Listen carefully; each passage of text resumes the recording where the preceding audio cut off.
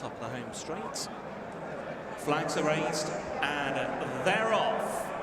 The field is sent on their way in the 40th running of the William Hill Bowl Chase. This Grade 1 over 3 miles and a furlong, heading towards the first of their 19 fences, and it's Brave Man's Game and Ahoy Senor who set the early tempo.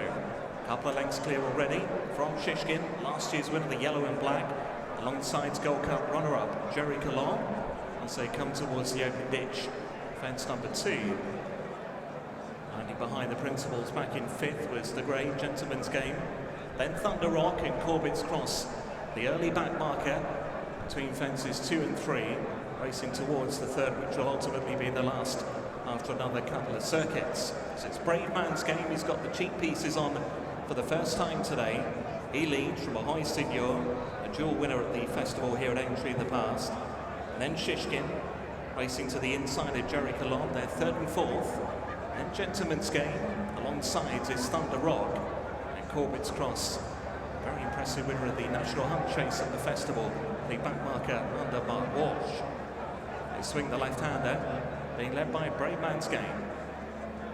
Ahoy Senor, runner-up in the race last year, is in 2nd place currently, just in front of last year's winner Shishkin. And Gerri Colombe goes along in 4th place. Behind Gerri Colombe is Gentleman's Game, then Thunder Rock and Corbetts Cross as they run into the back straight for the first time. Level up for fence number 4. Brave Man's Game up and over in front. So Ahoy Senor lands in 2nd place. Behind those back in 3rd, Shishkin. It's in company with Gerri Colombe. Next is Gentleman's Game. Then came Thunder Rock and Corbetts Cross. So now make the way over this next fence over on the back straight. Safely over. Now progress towards another open ditch. Fence number 6 coming. It's Brave Man's Game. He leads by a length and a half. So Ahoy Senor, he lands over in 2nd place. Shishkin is towards his inside. And then Gerri Colombe, followed by Gentleman's Game. Nose-banded Thunder Rock. And they held up Corbetts Cross. Once again, all safely over. Now race towards the turn that takes them on down the side of the course. It's Brave Man's Game in Harry Compton that shows the way. Couple of lengths to Ahoy Senor and Shishkin. Only a length then back to Gerri Colombe, to Jack Kennedy, and Gentleman's Game in Darrow O'Keefe, Thunder Rock, and then Corbetts Cross. Over the fence down the side, Brave Man's Game. Out in front, shows the way from Shishkin and Ahoy Senor. Gerri Colombe will make the corner for home this time in 4th place from Gentleman's Game. Then Corbetts Cross, who's now just moved by Thunder Rock as they head towards jump number 9. Brave Man's Game, once again, over with the lead. From Ahoy Senor, the red and black, and Derek Fox, to the outside of Shishkin and Nico de Boinville. With Gerri Colombe back in 4th, and then Gentleman's Game, Corbetts Cross, and Thunder Rock. Over that next open ditch, once again, all are safely over. That was jump number 10, towards the 11th, which will be the last in another circuit's time. Brave Man's Game continues to show with the advantage from Ahoy Senor and Shishkin on his inner. And Gerri Colombe and Gentleman's Game from Corbetts Cross and Thunder Rock. Over that plain obstacle before one more final circuit in the William Hill Bowl Chase. And it's Brave Man's Game and Harry Compton who are leading still from Ahoy Senor in 2nd spot. Shishkin toward the running rail in 3rd, then Gerri Colombe only a neck away then to Gentleman's Game to his outside. Corbetts Cross held together, Thunder Rock the back marker as they turn to head out into the back straight for the final time. And as they do so, they've yet to head Brave Man's Game. He's made every step in the bowl so far. Ahoy Senor and Shishkin are still disputing that 2nd place. Only a length away to Gerri Colombe back in 4th, a neck then back to Gentleman's Game in his outside. Other 1.5 away to Corbetts Cross, and then Thunder Rock. Sizing up fence number 12 now. Brave Man's Game landed out in front. He put in a good lead there. Still a length or so to Ahoy Senor. Shishkin racing to the inside of Gerri Colombe. Wider from those two, Gentleman's Game. Then Corbetts Cross and Thunder Rock. At fence number 13, Brave Man's Game took off in front. Shishkin a little untidy there, shaken up on the landing side, but he still remains every chance. Racing towards another open ditch now. Fence number 14. Brave Man's Game, Ahoy Senor. These are still the leading two. Shishkin over in third. Then Gentleman's Game, Gerri Colombe is now just coming under a bit of pressure there. Bit of a shake of the reins perhaps.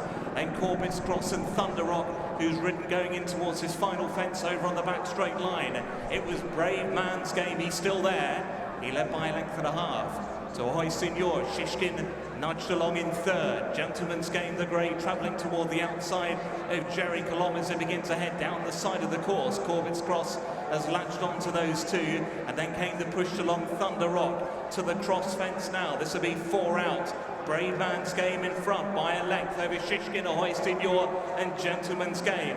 Then Gerri Colombe has now been shaken along. Corbetts Cross continues to stalk him, and they're leaving Thunder Rock behind. They turn their heads towards home then. Brave Man's Game has got them stacked up behind, leading a length over Ahoy Senor, the red and black. Then the grey, Gentleman's Game. Shishkin is poised in behind the yellow and black. Then Gerri Colombe, who's trying to come back for more. Corbetts Cross staying on down the outside. That was a third from the end. Brave Man's Game about to be joined by Ahoy Senor. Shishkin looking to go just in behind them there. Then came Gentleman's Game. Corbetts Cross moves up with menace, and then Gerri Colombe plenty with a chance over the final open ditch. Ahoy Senor perhaps just in front briefly. But here comes Gerri Colombe and Corbetts Cross down the outside. Brave Man's Game, Shishkin and Gentleman's Game all close up behind. On the run down towards the final fence. Gerri Colombe puts it up now to Ahoy Senor. Corbetts Cross is now making the run between horses at the final fence. Gerri Colombe and Ahoy Senor, they took off together. Corbetts Cross back in third, they're up the running now. Gerri Colombe to the outside of Ahoy Senor, who's battling all the way for the line, but it's out in front. Gerri Colombe's goal, and Gerri Colombe has won the William Hill Bowl chase, defeating Ahoy Senor. Back in third, Corbetts Cross, clear from Shishkin. Then Gentleman's Game and Brave Man's Game. Thunder Rock was pulled up.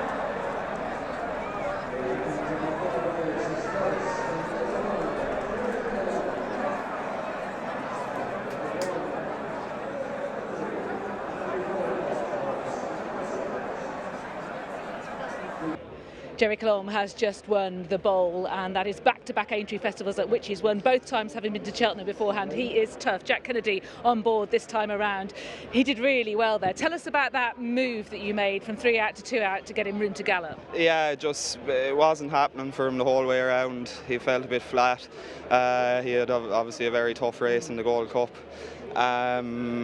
He just didn't travel or jump the way he did in the Gold Cup. But yeah, the only chance I had was get him out and get a bit of room, and he dug deep now, and although he probably only done what he had to do, but just early on now I didn't think it was happening, so it's a credit to him how tough he is, yeah. Very much so. And when you came to the last with the Ahoy Senor, what were you thinking? I was hopeful I'd hold on. My lad was flicking his ears going down to the last, and I was confident that I had him covered. I was just maybe worried about something flashing down the outside, but thankfully nothing did anyway. He is so tough, isn't it? It takes a horse to be able to do that, to go for particularly a gruelling race like the Cheltenham Gold Cup was. Exactly, yeah, like he left nothing behind him in the Gold Cup. He gave everything, so for him to come back a month later and do that, it's definitely not his best, but he was tough to get it done, yeah. And do you feel there is any more improvement in him for next season? Definitely, I felt his jumping in the Gold Cup was a lot better than it had been. Today was more like the way he used to jump, but like I said, he had a tough race in the Gold Cup. But if his jumping keeps improving, and obviously he'll be a year older and a year stronger next year, be hoping he could find the 3.5 lengths maybe with Galloping the Champs. Yeah. And there'll be new players as well, of course. Yeah, there will be, exactly. That's it. There's going to be younger horses coming along now, but I'll be hopeful my leg can be bang there again. Absolutely. Well, it was a really good and tough performance. Congratulations. Yeah, well done. Thanks. Gordon Elliott strikes here at the Aintree Festival with Gerri Colombe, as he did last season. This time in the Bowl, that must have been very satisfying. Yeah, it was delighted. We thought he was in good form coming, but through the race I was a bit nervous. Jack said he was just going as quick as he could the whole way. He felt the effects of chasing Galloping Champs the whole way to the line. But he's a good horse and he's got a great attitude. He's not flashy, but he wants to win.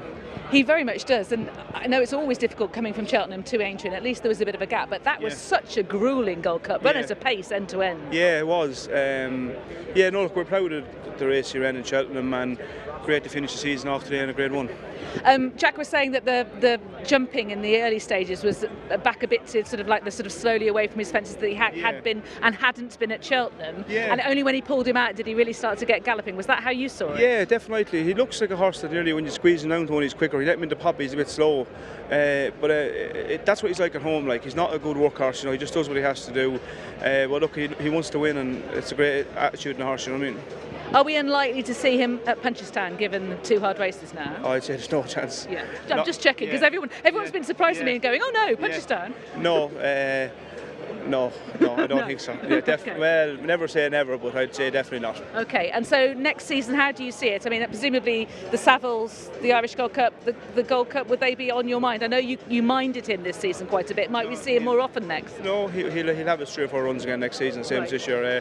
No, he'll start off and down Royal. I like to start my horses off there. Yep. That's where they start off, and we'll space his runs out from there. But we'll go to Down Royal. It's a great track. I love to support it, and it's very lucky to me. And I was asking Jack whether he thought there was any more improvement in him for next season. What's your thoughts? What did Jack say? Jack said yes. Jack said he thought that if you could get him back jumping to the way that he did in the Gold Cup, that actually that horse is obviously there, and you could just a matter of unlocking it. Essentially, was what he's saying. Yeah, look, he needs a bit of luck to win a Gold Cup. Gallop Le Champ obviously was awesome. I think he bet 3.5 lengths or 4 lengths this year. I think we were better for maybe a length or 2 in the race. The loose horse didn't help us. Yes. We would have never beaten the winner, but we still have to find probably 2 or 3 lengths to win a Gold Cup. I actually think a bit of better ground, you could see a better horse. The way he jumps better off better ground. It was a bit tacky there today, and he just gets in and pops in careful. But look, we'll dream for another year. You have argued that before, and intriguingly, people suggest that Galopin Des Champs might not be so good on a sounder surface. Is that on your mind too? Well, yeah, he's virtually unbeatable on soft. So, the couple of times he got bet was obviously better ground. So, I'd be praying for a good ground Gold Cup or goodish. Okay. It can happen. Yeah, it can, At the moment, I just don't know when it's going to stop raining. But look, the horses are running well. We know it's great to be here. Liverpool is an amazing place, and I'm just so lucky. Yeah, well, no doubt I'll be talking to you again over the next few days. Best of luck for the rest of the meeting. Thank you so much. Cheers. Watch live racing now on racingtv.com.